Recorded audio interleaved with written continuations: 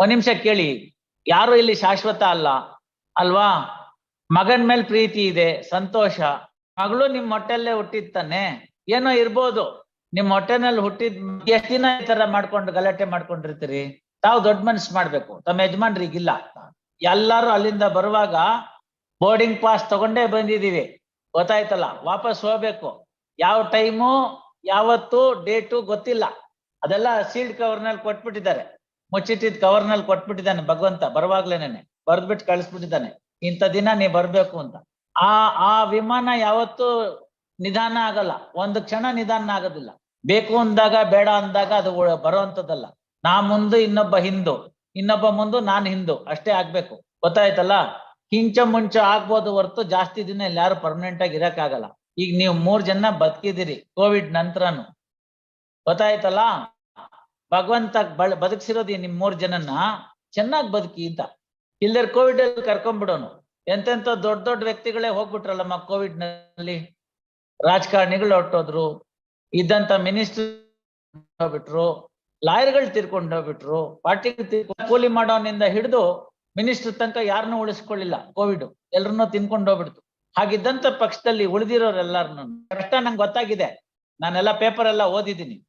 ಆದ್ರೆ ಎಷ್ಟ್ ತನಕ ಇದ್ ನಿಟ್ಕೊಂಡು ನರಳ್ತೀರಿ? ಏನಾರು ಒಂದ ಆ ಹುಡುಗಿಗೂ ಕೊಟ್ಬಿಟ್ಟು ಇತ್ಯರ್ಥ ಮಾಡ್ಬಿಡಿ. ಖುಷಿ ಇತ್ತು, ಸಂತೋಷ ಇದ್ದು, ಒಟ್ಟಿಗಿರ್ತೀನಿ ಅಂತಂದ್ರೆ ಇರ್ಲಿ. ಬೇಡ ಅಂತಂದ್ರೆ ಅವ್ರ ದಾರಿ ಅವ್ರಿಗೆ, ನಿಮ್ ದಾರಿ ನಿಮ್ ಮಗನ್ ಜೊತೆಗೆ ಇದ್ಬಿಡಿ.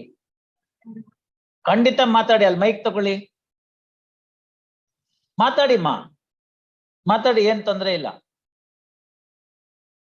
ಹೌದಪ್ಪ, ನೋಡಮ್ಮ, ನಿನ್ ಮಗಳು, ಗೊತ್ತಾಯ್ತಾ? ಒಂದ್ ನಿಮಿಷ ಕೇಳಮ್ಮ, ನಿಮ್ ಮಗಳು, ಆಯ್ತಾ? ಒಂದ್ ನಿಮಿಷ ಕೇಳಿ. ಎಷ್ಟು ವಯಸ್ಸು ತಮ್ಗೀಗ? 62.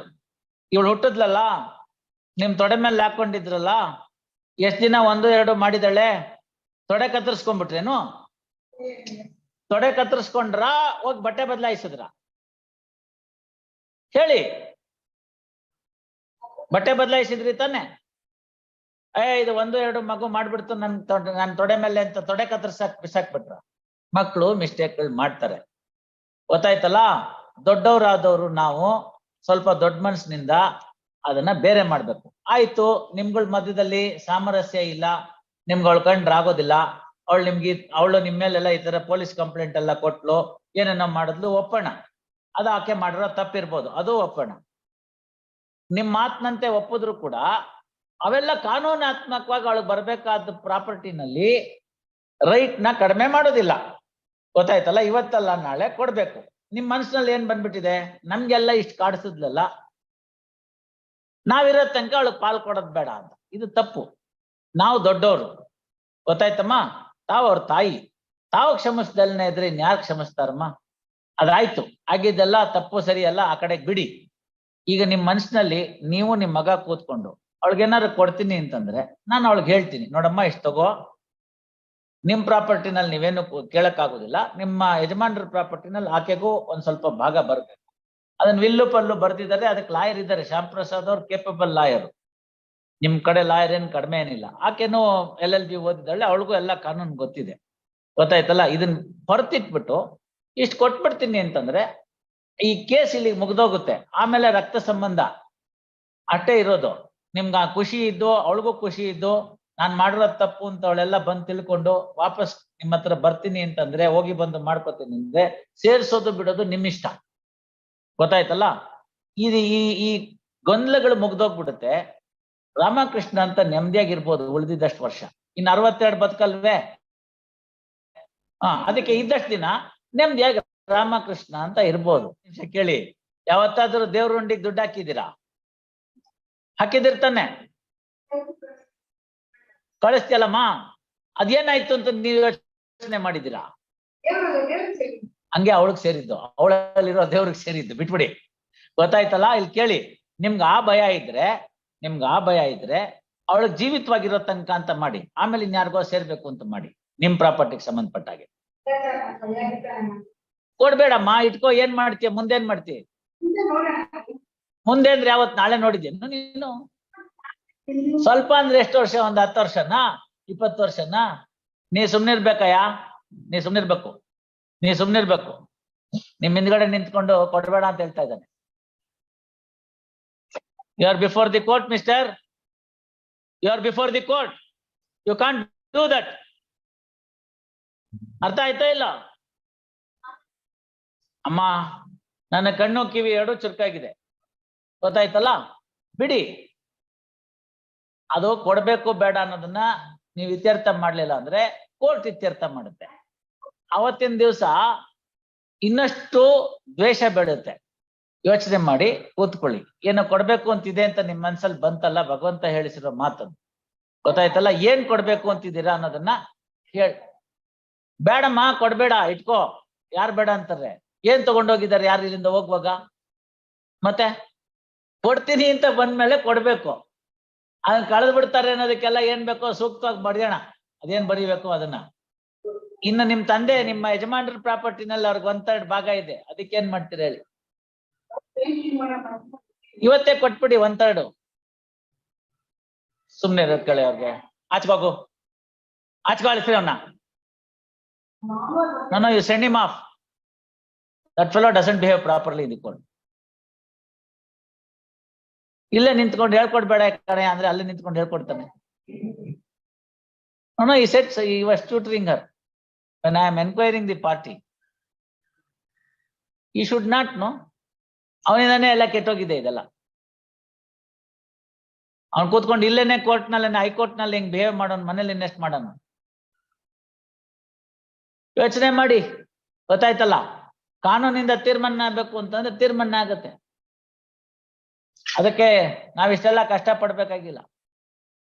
ಇದಿಷ್ಟೇ ಅಲ್ಲ, ಆಗಲ್ಲ. ಇಲ್ಲಿ ನಾನಿದ್ದೀನಿ. ಇದೇ ತರನೇ ನೀವು ದೇವರಲ್ಲಿ ನಂಬಿಕೆ ಇಟ್ಕೊಂಡಿರೋರ್ಗೆ ಬೇರೆ ಕಡೆನೂ ಭೇಟಿ ಮಾಡ್ಬೇಕಾಗತ್ತೆ ಇನ್ನೊಬ್ರನ್ನ. ಅವತ್ತು ಉತ್ತರ ಹೇಳ್ಬೇಕಾದ್ರೆ ನಿಮ್ ಮಗ ಇರಲ್ಲ ನಿಮ್ ಹಿಂದೆ ಉತ್ತರ ಹೇಳಕ್ಕೆ, ಗೊತ್ತಾಯ್ತಲ್ಲ? ಹೋಗೋದು ಒಬ್ಬೊಬ್ರೆ, ಮಾಡಿದ ಪಾಪ ಪುಣ್ಯ ಮಾತ್ರ ಸೇರ್ಕೊಂಡ್ ಬರೋದು. ಇಲ್ಲಿಂದ ಏನು ತಗೊಂಡು ಹೋಗಕ್ಕಾಗಲ್ಲ, ಗೊತ್ತಾಯ್ತಲ್ಲ? ಅವತ್ತು ಉತ್ತರ ಕೊಡಕ್ಕೆ ನಿಮ್ ಮಗ ಹಿಂದ್ಗಡೆ ನಿಂತ್ಕೊಂಡು ಹೇಳ್ಕೊಡಕ್ಕಿರಲ್ಲ, ಕೇಳ್ಬೇಕಾಗಿಲ್ಲ, ಗೊತ್ತಾಯ್ತಲ್ಲ? ಅದಕ್ಕೆ ಏನ್ ಅನ್ಸೋದಲ್ಲ. ಈಗ ನನ್ ಮುಂದೆ ಹೇಳಿದ್ರಲ್ಲ ನೀವು ಕೊಡ್ಬೇಕು ಅಂತಿದ್ದೀನಿ ಅಂತ. ಯಾರು ಬೇಡ ಅಂದ್ರಮ್ಮ? ಕೈಕಾಲು ಗಟ್ಟಿಯಾಗಿದ್ದಾಗೆ ಅವೆಲ್ಲ ಮಾಡ್ಬಿಡ್ಬೇಕು. ಏನಾರು ಒಂದ್ ಕೊಡ್ಲೇಬೇಕು.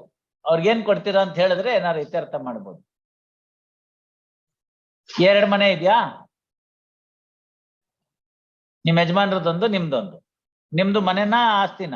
ಬರೇ ಸೈಟ? ಮನೆ ಬಾಡಿಗೆ ಕೊಟ್ಟಿದ್ದೀರಾ? ಅದು ನಿಮ್ ಯಜಮಾನ್ರದ್ದು?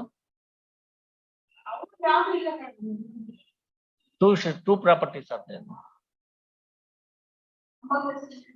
2 ಪ್ರಾಪರ್ಟೀಸ್ ಆರ್. ಇರಮ್ಮ, ನೀನ್ ಮಧ್ಯ ಮಾತಾಡ್ಬಾರ್ದು. ಒಂದ್ ಹಂತಕ್ಕೆ ತರ್ತಾ ಇದ್ದೀವಿ. ಈಗ ಮಧ್ಯ ಮಾತಾಡ್ಬಿಟ್ರೆ ಎಲ್ಲ ಕೆಟ್ಟೋಗುತ್ತೆ. ಯಾಕೆ ನಿಮ್ಗೆ ಅಳ್ಕೊಂಡ್ರೆ ಅಷ್ಟೊಂದು ಕೋಪ?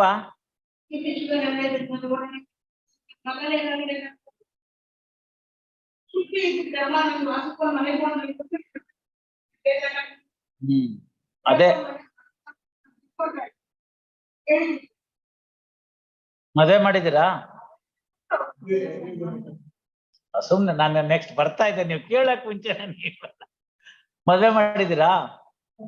ಮತ್ತೆ ಯಾಕೆ ಹಿಂಗಾಗ್ಬಿಟ್ಲು?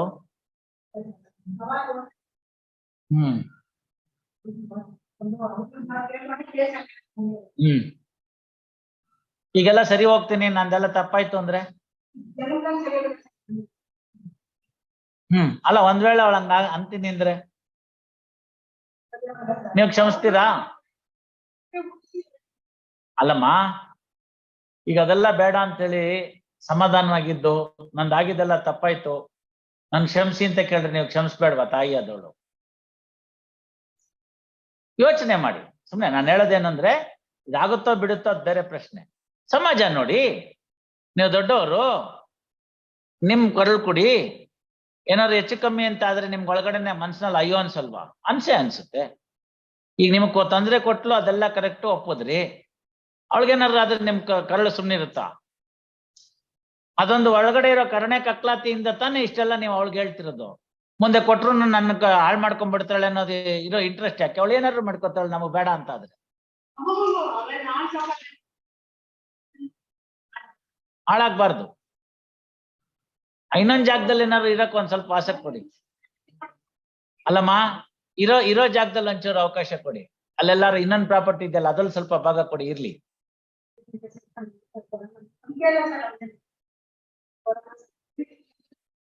ನಾನ್ ಯಾಕೆ ಕ್ಷಮಿಸ್ಲಿ? ಸುಮ್ನೆ ಕೇಳಿದೆ ಅಷ್ಟೇ, ರಾಜಿ ಆಗುತ್ತೋ ಇಲ್ವೋ.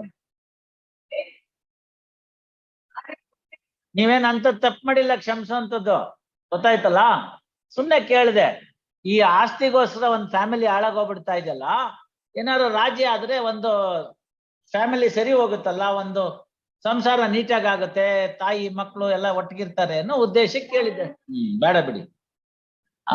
Shri KV Shyam Prasad, Flat Counsel for the appellant present. Miss Suma BK, Mrs. Srimati Suma BK present, who is party in person. Suma BK respondent, party in person present. This court inquired the parties who are present before the court to find out the feasibility of the amicable settlement, if any, having regard to the close relationship of the parties. Full stop. However, on such inquiry, this court is satisfied that there is no possibility of amicable settlement. Post this matter for hearing after vacation. Lord, I appear for the respondent in the connected appeal. I am not a party in the first appeal, my lord, but my appeal is tagged along with. No, you are a purchaser. No, purchaser of a different property which is not the subject matter of the first appeal. Arising out of one and the same suit, is it not? No, my lord, it's a different suit, different trial, and I am not a party in their, that's between them, their family members, the first appeal. This is a declaratory, second one is a declaratory suit. On the basis that there was a will in favor of the property which has been sold in my favor. Will correct, that has been negatived. Yes, my lord, please. You are not troubled with any of those things.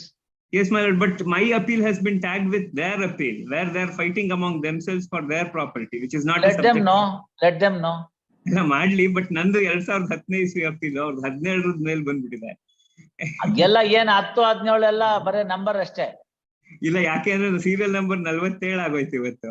ಇಲ್ಲ ಅಂದ್ರೆ ಅದಕ್ಕೇನಾಯ್ತು ನಿಮ್ಗೆ ಬೇಗ ಮುಗಿಸಿದ್ರೆ ನಿಧಾನ ಏನಾದ್ರು ಇದ್ದಾರೆ ಅಷ್ಟೇ. No ಅಷ್ಟೇ. No stay, my lord, but then it will be hard. Don't worry. Please, may I request, my lord, my appeal may be tagged first, so that seniority. Next time ಹಾಕುವಾಗ ಹಂಗೆ ಹಾಕ್ತಾರೆ ಬಿಡಿ. Please. Next time ಹಾಕುವಾಗ ಹಂಗೆ ಹಾಕ್ತಾರೆ. Please, my lord, please.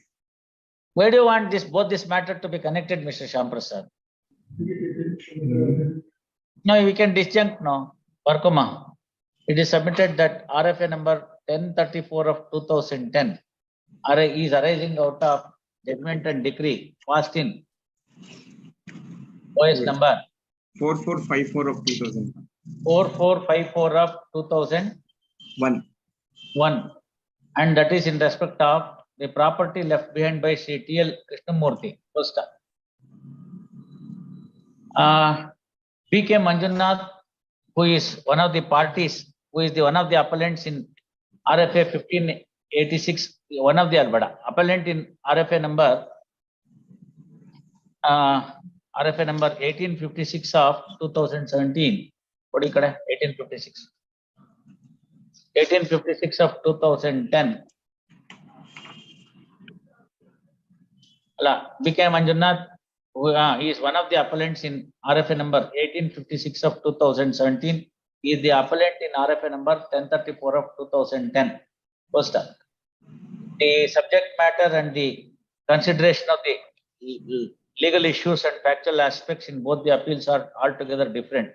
First, accordingly, RFA number 1034 of 2010 is ordered to be disjuncted from RFA number 1856 of 2017. Great. Yes. Ashwath Narayana.